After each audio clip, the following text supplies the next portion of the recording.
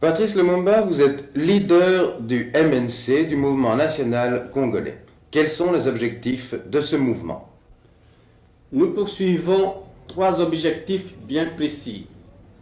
Le premier objectif, c'est grouper tous les Congolais sans distinction des tribus, de race, de classes ou de religions en vue de réaliser l'unité nationale du pays.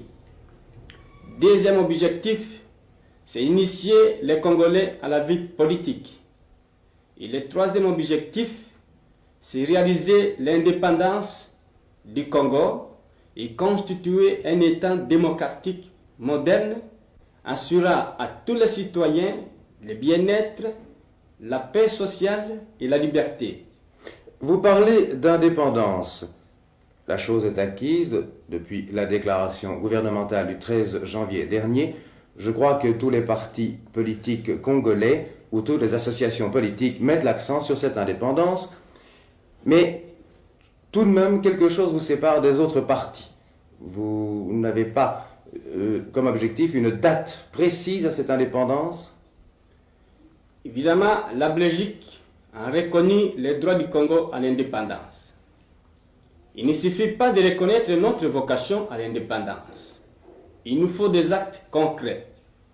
Et c'est pour cette raison que nous avons décidé au dernier congrès de Louabourg de constituer un gouvernement congolais pour le mois de janvier 1961. La population a accueilli avec satisfaction la déclaration royale et la déclaration gouvernementale. Seulement, le peuple congolais désire une date précise pour l'indépendance du Congo. Vous dites « nous » au congrès de Louabourg. Qui nous? Nous, quand je dis nous, c'est-à-dire nous les Congolais, et tous les partis politiques qui étaient réunis au congrès de Louabourg ont voté une résolution pour réclamer la constitution d'un gouvernement au mois de janvier 1961. Et c'est-à-dire que votre objectif politique actuel est la constitution d'un parti unique au Congo, d'un parti national congolais? C'est-à-dire pour le moment, l'objectif que nous poursuivons, l'objectif que poursuit chaque parti politique est le même. Cet objectif, c'est la libération du Congo du régime colonialiste. C'est l'émancipation totale du pays. C'est l'unification de toutes les couches de la population. Puisque l'objectif est le même, nous ne voyons aucune raison de division. Et c'est pour cela que nous avons constitué un front commun. Mais après l'indépendance du Congo, il serait normal qu'il y ait 2 ou 3 partis politiques précisément pour qu'il y ait de l'équilibre de la vie politique et administrative du pays. Mais pendant la période de transition, actuellement, où nous combattons pour réaliser l'union de tous les Congolais, nous ne voyons pas et nous ne voulons pas de division. Et tout le monde est d'accord là-dessus. Pour résumer les étapes, d'après vous, transition jusqu'en 1961. En 1961, premier gouvernement congolais qui peut-être proclamerait alors à ce moment-là l'indépendance, c'est cela? C'est évident parce que ce gouvernement, une fois constitué, le gouvernement qui sera l'émanation du peuple, c'est ce gouvernement qui décidera de l'indépendance totale ou des liens éventuels qu'il pourrait entretenir avec la Belgique. Trouvez-vous des hommes capables, suffisamment expérimentés pour constituer ce gouvernement? Nous avons certainement des hommes qui ont reçu une certaine expérience. Et nous aurons à côté de nous des conseillers, des techniciens belges auxquels nous ferons appel. Et nous sommes certains que nous saurons très bien marcher. Parce que cette indépendance du Congo ne signifie pas chasser les Belges du Congo ou nous séparer de la Belgique. Mais au contraire, nous voulons constituer un gouvernement souverain où chacun aura sa place, où les Congolais et les Belges pourront travailler main dans la main au service de la nation congolaise. Vous êtes aussi un grand voyageur. Vous avez été à Accra, vous avez été chez Sékou Touré à Conakry. Quel est le résultat et quelle est l'expérience que vous en avez retirée? L'expérience que j'ai acquise est celle-ci. J'ai d'abord été au Ghana au mois de décembre 1958. J'ai été également au Ghana il y a 3 semaines. Et j'ai pris des contacts avec des hommes politiques et avec des fonctionnaires anglais, avec des professeurs d'Angleterre qui sont là-bas et qui m'ont dit que maintenant les efforts que nous faisons sont fort encourageables. Évidemment, comme tout gouvernement jeune, on connaît les difficultés du début. Parce qu'après l'accession du pays à l'indépendance, il faut consolider l'indépendance, il faut maintenant consolider l'économie nationale. Et je vous assure qu'il y a du progrès immense depuis que le Ghana a acquis son indépendance. J'ai été à Conakry, j'ai eu des entretiens avec le président de la République, avec les différents ministres, avec des Français qui tous me disent la situation est meilleure qu'avant l'indépendance de ces deux pays. Il y a des efforts constants. Des ministres travaillent parfois 10 heures, 12 heures, 15 heures par jour. Des techniciens français et étrangers qui sont dans ces deux États se mettent à disposition du pays. On voit toute la population qui double d'activité. Il y a un fait significatif pour ce qui concerne la Guinée, c'est que les habitants ont voulu payer l'impôt, c'est-à-dire les impôts pour 60.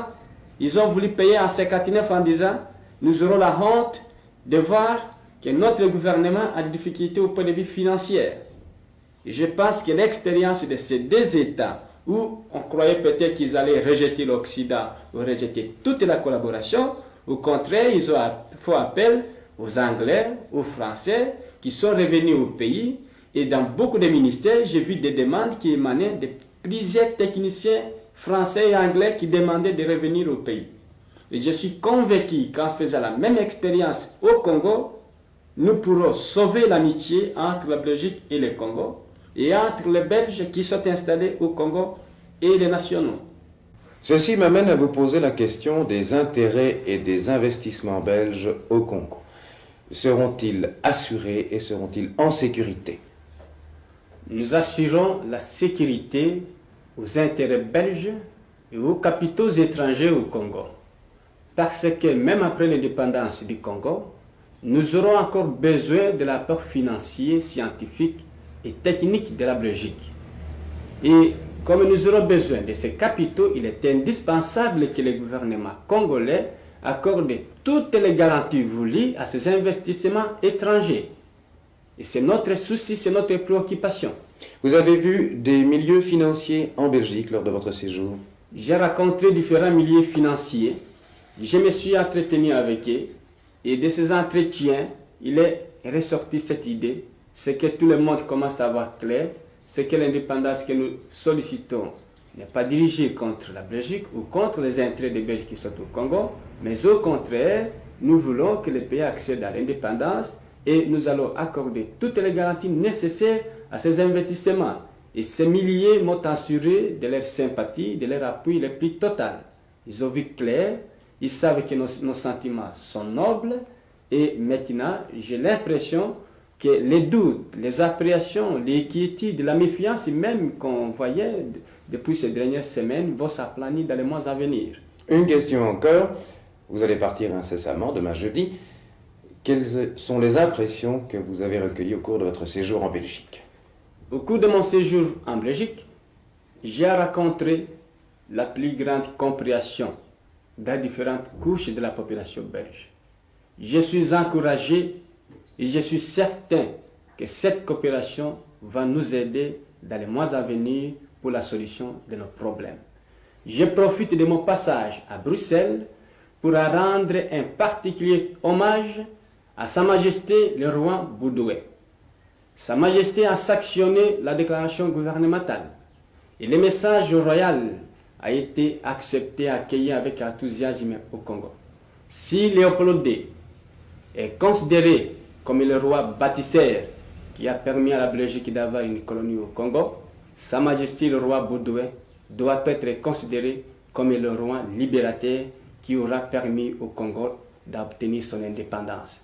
Et je fais appel à tous les Belges, à tous mes frères, pour que tous ensemble, nous soyons entourés autour de cette volonté royale pour que l'indépendance du Congo soit concrète et se réalise dans le calme et dans la concorde de nos esprits et pour le bien supérieur de la Belgique et du Congo.